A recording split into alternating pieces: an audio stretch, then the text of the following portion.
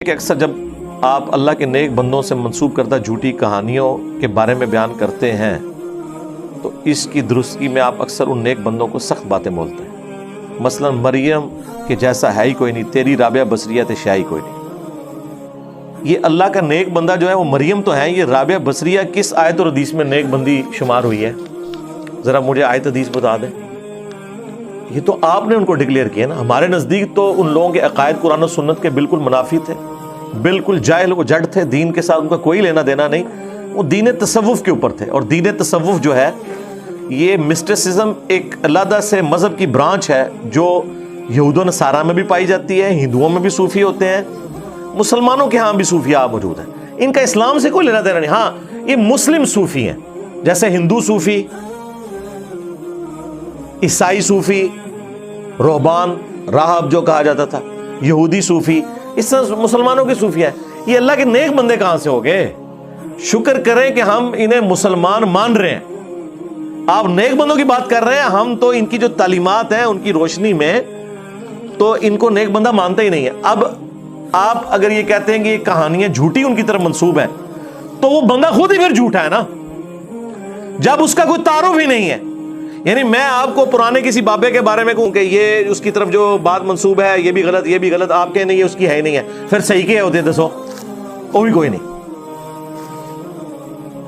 اسی لیے میں نے کہا تھا if there is no کشف المحجوب there is no علی بن عثمان حجویری. ہاں، کیونکہ ان لوگوں کا تعارف یہی کتابیں ہیں اور ان کے ماننے والے ہیں. اگر آپ یہ کہ یہ تو اسی طریقے سے ہے کہ کوئی شخص 8 سے 1000 سال بعد کہ جی غلام احمد قادیانی دجال کی طرف لوگوں نے جھوٹ منسوب کر دیا ہے، پھر آپ کیا کریں گے؟ تو بھائی جو کچھ اس کے بارے میں ملتا ہے اس کی بنیاد پہ جج کیا جائے گا نا. ہاں، انبیاء کرام کے بارے میں جو کچھ جھوٹ مشہور ہوا تو ان کے دفاع کے اوپر قرآن کھڑا ہے. 8.2 ارب کرسچنز حضرت عیسیٰ علیہ السلام کے بارے میں اگر کفر یا اور شرکی عقیدہ رکھے ہوئے ہیں تو ہم عیسیٰ ابن مریم کا دفاع اس لیے کر رہے ہیں کہ قرآن کھڑا ہے ان کے دفاع میں. قرآن سے ہمیں پتہ چل گیا کہ ان کی طرف جھوٹ منسوب ہے. آپ لوگوں کے جو بابے ہیں کھڑے کردہ ان کے بارے میں کوئی قرآن و سنت میں موجود نہیں، الٹا ان کی جو تعلیمات ہیں وہ کفریہ، شرکیہ اور گستاخانہ ہے. تو ہم ان کو کیسے بزرگ مان لیں؟ ہم تو سرے سے ان کو بزرگ ماننے کے لیے تیار ہی نہیں ہیں. اور یہ طرح امتیاز ہے اس پلیٹ فارم کا.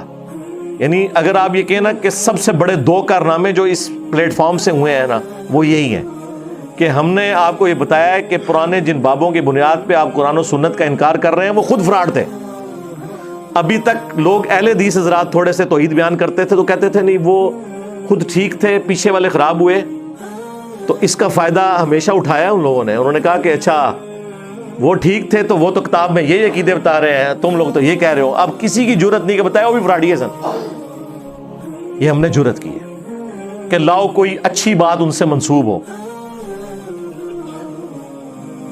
کوئی ایک اچھی بات لاؤ تو وہ جو کچھ آپ لائیں گے وہ تو ہر مسلمان کے اندر ہے. اگر آپ کہیں گے جی فلانے بابا جی کا نسن اللہ ایک ہے،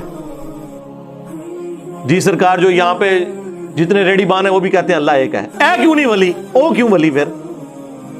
ہاں لیکن اے جے ایڑا ریڈی بان ہے نا انہیں کہتے چشتی رسول اللہ نہیں جے پڑھایا لیکن اس بابے نے پڑھایا جے نہیں جی غلط منسوب ہے. اچھا جی صحیح منسوب کیا ہے وہ دس دو.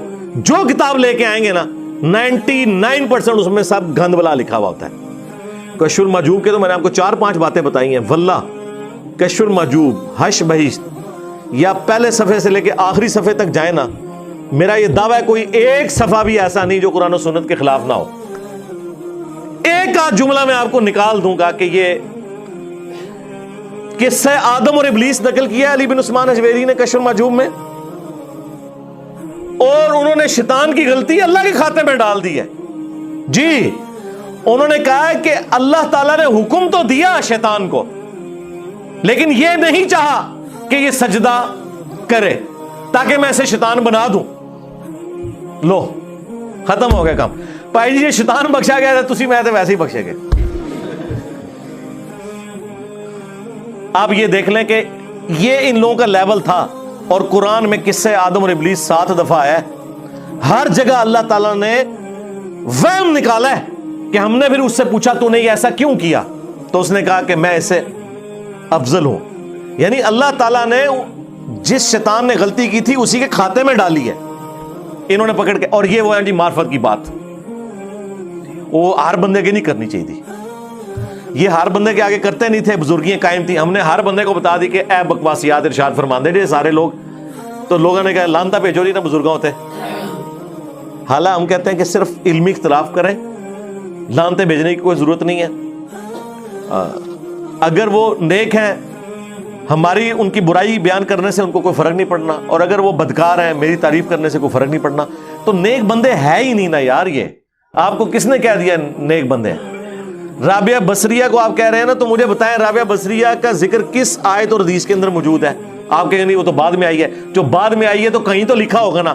وہ آپ ذرا کتاب لیں, میں بتاتا ہوں کہ یہ مردوں کے ساتھ بیٹھ کے عبادت کرتی ہوتی تھی, پوری رات بیٹھ کے. پھر آپ کیا کریں گے؟ چھوڑ دیں یار, یہ سب شادی نہیں کی اس نے پوری زندگی.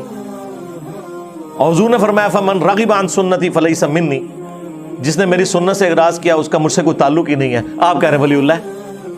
اچھا ولی اللہ وہ ہوتا ہے جو نکاح نہ کرے. ویسے تو آپ کہتے ہیں جی اللہ دے ولی جڑے نا چھوٹی چھوٹی سنتاں تے عمل کر دیتے ہیں, بڑی چھڑ دیتے ہیں.